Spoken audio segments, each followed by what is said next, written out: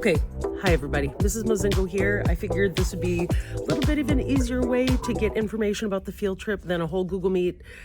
Just a quick, I'm gonna make it 5 minutes or less because time. Okay, so some of the policies and the guidelines. Number one, meet us at the lobby 10 a.m. We're leaving Manawasht at 9:15. We'll be there at 10.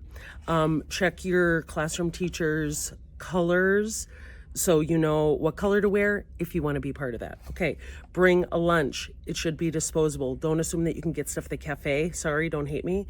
But just bring stuff with you because you're going to be with the kids eating lunch together.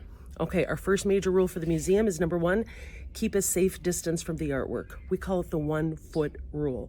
So 1 foot away, if kids are a little bit concerned about that, I just always put hands in pockets, hands behind my back to make sure that I'm not touching the work.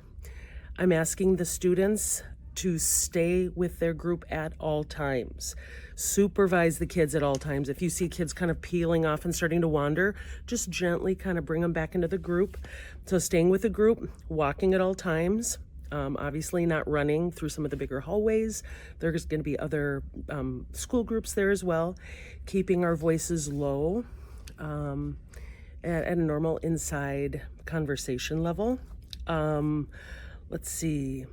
We're going to leave jackets on the bus so there's less bulk. We'll have all of the lunches together per each class. I'm going to bring those with the school tour guide to the mezzanine level, which is where the old D'Amico used to be, if you know where that is. But we have a really good viewpoint of Sunburst, the Dale Chihuly glass sculpture. Yes, you can take pictures there at the museum, but no flash, especially with like paper or tapestries, things that are a little bit more fibrous. And making sure that we keep food and drink out of the galleries.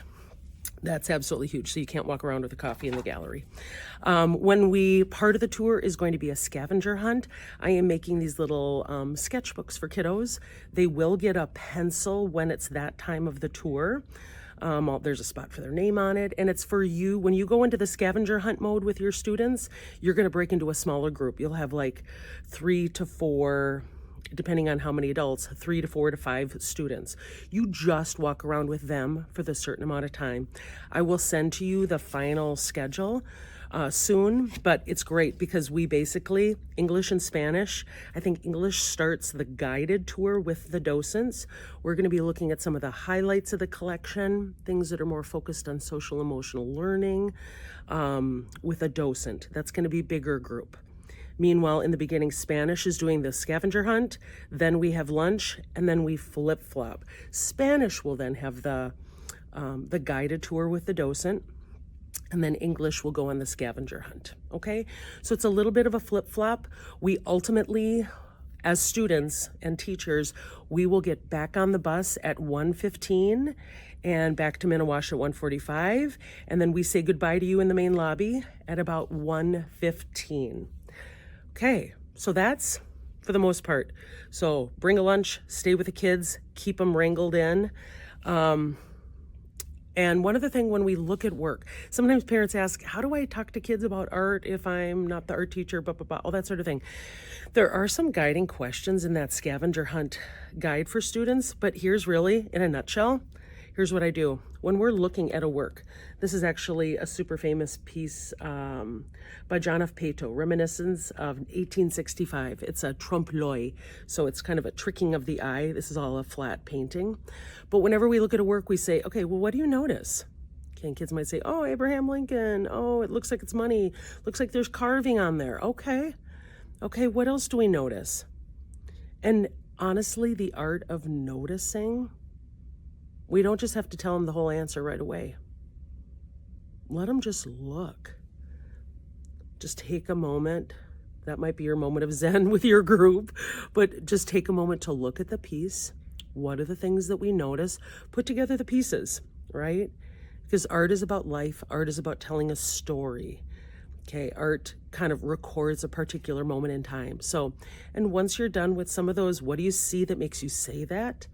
After you're done with some of those questions, then you can start to look to that placard off to the side to start to understand maybe the why behind the work. So in 5 minutes or less, that is how to prepare for our museum visit. Looking forward to seeing you. Take care. Message me if you have any other questions. Bye.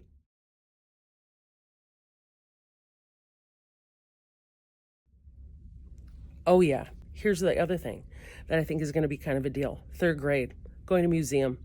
They might see sculptures. They might see sculptures of people that are clothed, that are not clothed, that sort of thing. Here's my way of kind of handling it. I always say, artists study the human body because it's beautiful.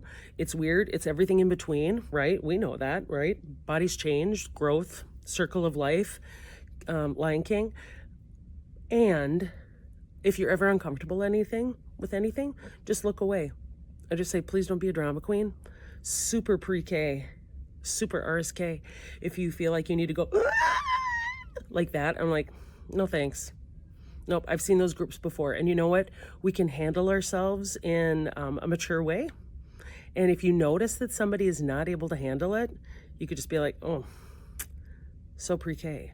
Or, come on, I need you to step it up right now. Human body, normal. Okay, so that in a nutshell is how we do it. And I always say, I blame it on the Greeks. So that's just another, you can just say the Greeks and then just move on.